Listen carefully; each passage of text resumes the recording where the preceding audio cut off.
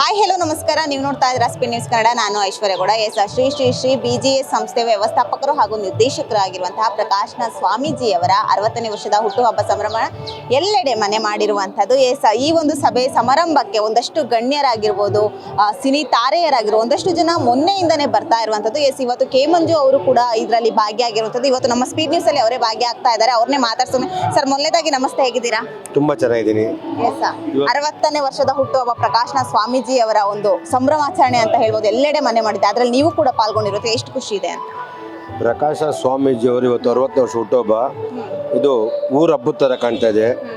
ಅವ್ರು ಮಾಡಿರೋ ಸಾಧನೆಗೆ ನಿಜವಾಗ್ಲೂ ಖುಷಿ ಆಗ್ತದೆ. 3 ದಿನದಿಂದ ಸತತವಾಗಿ ಇಷ್ಟು ಪೂಜೆ ಪುರಸ್ಕಾರಗಳು, ಹೋಮಗಳು, ಅವ್ರು ಜನ ಕಲ್ಯಾಣಕ್ಕೋಸ್ಕರ ಅವ್ರು ಮಾಡ್ತಾರೆ. ಅವ್ರ ಹಬ್ಬಕ್ಕಲ್ಲ, ಇದು ಅಭಿಮಾನಿಗಳು ಮಾಡ್ತಾ ಇರೋದು.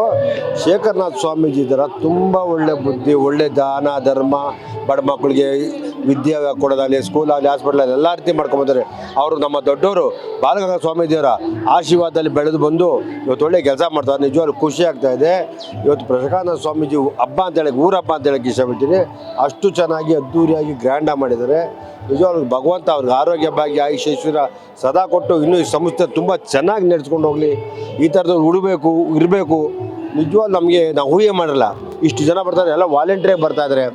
ಎಲ್ಲ ತುಂಬ ಜನ ಯಾರು ಹೇಳ್ತಾರೆ ಬರ್ತಾರೆ ಅನ್ಕೊಂಡಿರಲಿಲ್ಲ. ಪ್ರಕಾಶ್ನಾಥ್ ಸ್ವಾಮೀಜಿ ಅವ್ರು ಗಳಿಸಿರೋದು ಜನನ. ಈ ಥರ ವಿಷಯದಲ್ಲಿ ನಿಜವಾಗ್ಲೂ ನಾವು ಇವತ್ತು ಭಗವಂತ ಅವ್ರಿಗೆ ಇನ್ನೂ ಹೆಚ್ಚಿಗೆ ಶಕ್ತಿ ಕೊಡಲಿ ಅಂತ ಹೇಳಕ್ಕೆ ಇಷ್ಟಪಡ್ತೀನಿ. ಭಗವಂತ ನಮ್ಮ ಇವತ್ತೇನಿದೆ ಪ್ರಕಾಶ್ನಾಥ್ ಸ್ವಾಮೀಜಿಯವರಿಗೆ ಜನ್ಮದಿನ ಶುಭಾಶಯ. ಭಗವಂತ ಆರೋಗ್ಯ ಐಶ್ವರ್ಯ ಸದಾ ಕೊಟ್ಟು ಸದಾ ಅವ್ರು ಇನ್ನೂ ಜನಸೇವೆ ಮಾಡೋಕ್ಕೆ ಅವಕಾಶ, ಕಾಲ ಬರುವ ಆಶೀರ್ವಾದ ಮಾಡಲಿ ಕೇಳ್ಕೊತೀನಿ.